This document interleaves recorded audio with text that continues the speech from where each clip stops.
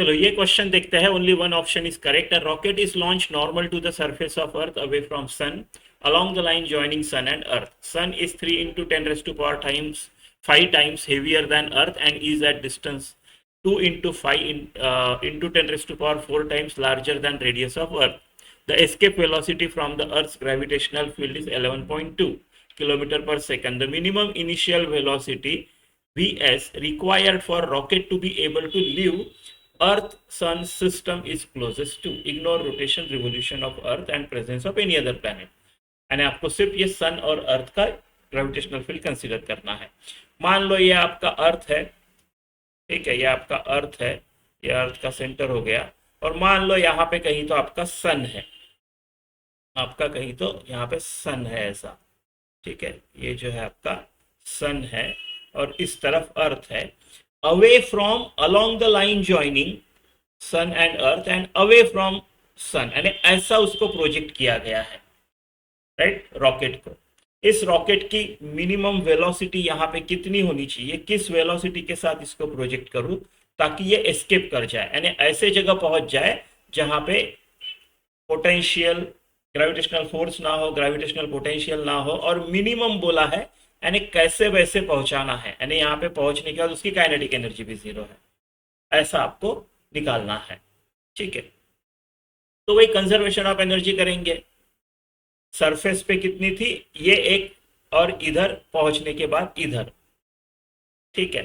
तो surface of earth पे उसके पास क्या क्या रहेगा, उसके पास एक तो मैंने उसको काइनेटिक एनर्जी दी है हाफ एम, मान लो मास ऑफ रॉकेट है, वी एस का square, minimum initial velocity V S इतनी दी है, plus minus of G M of earth, right, by R surface of earth पे है, माइनस जी सन की वजह से कितना पोटेंशियल एनर्जी है. सन का डिस्टेंस क्या है, देखो यहां से लेके यहां तक का मुझे दिया है, सन is at a distance of 2 into 10 raised to power 4, 2.5 into 10 raised to power 4 times larger than radius of earth.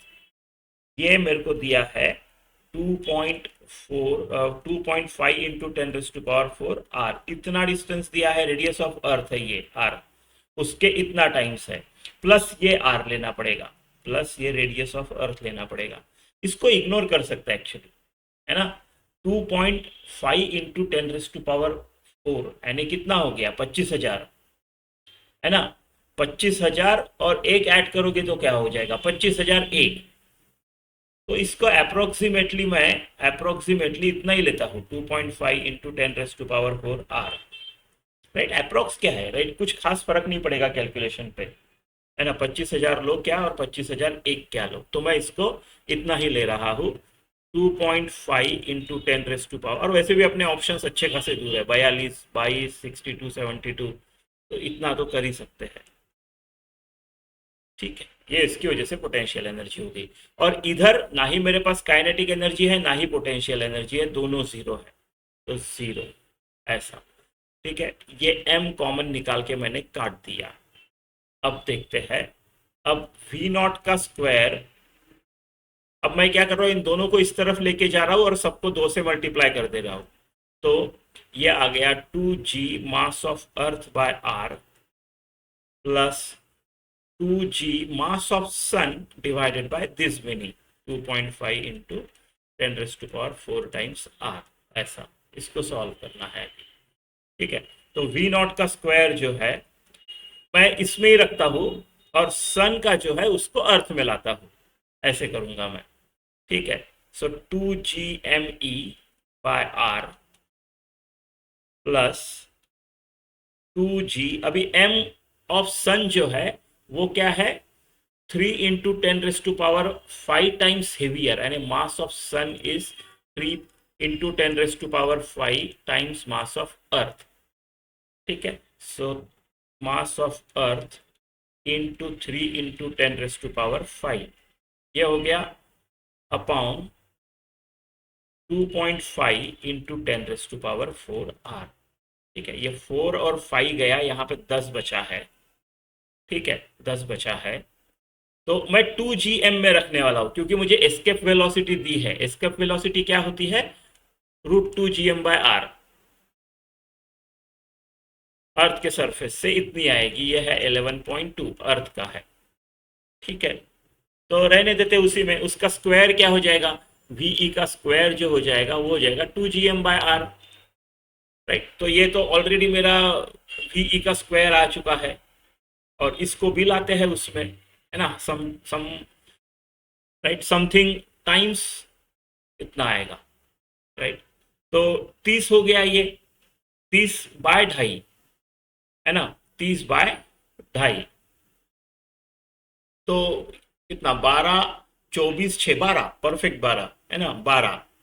तो ये आ गया V0 का स्क्वायर इज इक्वल टू, ये VE का स्क्वायर हो गया प्लस 2gme/r, ये हो गया VE का स्क्वायर।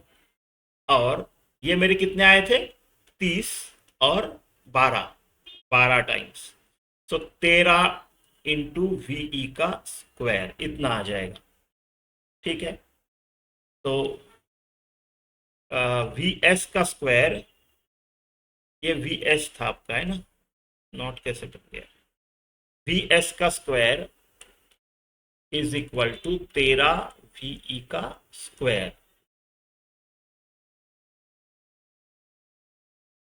ठीक है,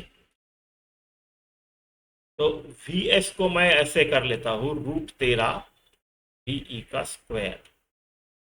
ठीक है, तो ये VS जो है VE दोनों का स्क्वायर रूट किया ना, तो ये कितना? 11.2 लेने को बोला है हमको। और ये √13 कितना आएगा? 3 और 4 के बीच में, 4 का 16 होता था, 9 होता था, तो थोड़ा सा उस तरफ 0.6 वगैरह टाइप, 3.6 वगैरह टाइप, है ना।